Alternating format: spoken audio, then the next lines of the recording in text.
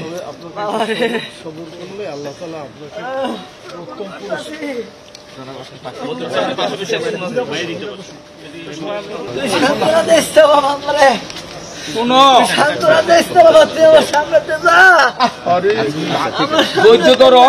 তোমার এরকম কথা বলে তুই ধৈর্য ধর। আল্লাহ যাদের সন্তান বাচ্চা আছে, যাদের সন্তান বাচ্চা আছে আমার মতন এরকম, আমার জোনাইদের মতো যাদের ঘরে সন্তান আছে, তাদের সন্তান গো আল্লাহর রূপে তাকুল করে রাখেন, মানুষ নজর দেয়।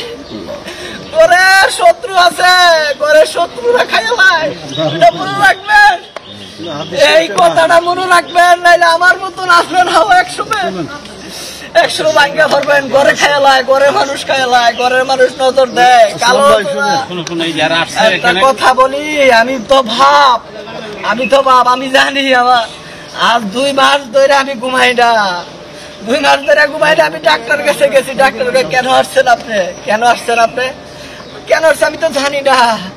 আপনি কি টেনশন করেন, আমি তো জানি না কি টেনশন করি।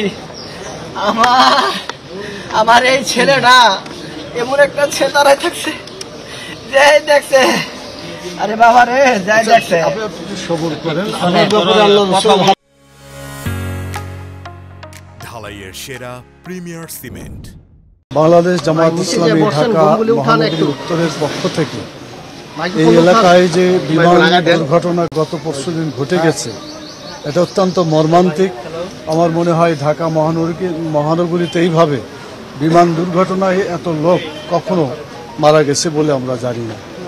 তো একটা বড় দুঃখজনক ঘটনা। আমরা প্রথমেই আল্লাহ তাআলার কাছে চাইব যে যারা তাদের সন্তান হারিয়েছে, এখন পর্যন্ত আমার জানা মতে পত্রিকার খবরে প্রায় 31 জন তারা জীবন হারিয়েছে এবং প্রায় 160-এরও অধিক যারা বিভিন্ন হাসপাতালে চিকিৎসাধীন আছে। তো আমরা প্রথমেই দোয়া করি আল্লাহ তাআলার কাছে, যারা শহীদ হয়েছে আল্লাহ তাদের শাহাদাতকে কবুল করুন এবং তাদের পিতামাতা আত্মীয় স্বজনকে ধৈর্য ধারণ করার তৌফিক দান করুন।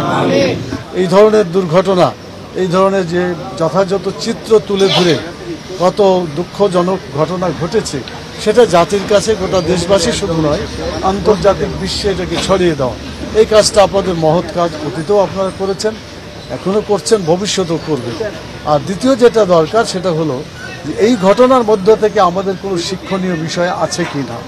কারণ হতে পারে মানুষ যদি সচেতন হয় তাহলে অনেক কিছুই দুর্ঘটনা থেকে কিছু বাঁচা যায়।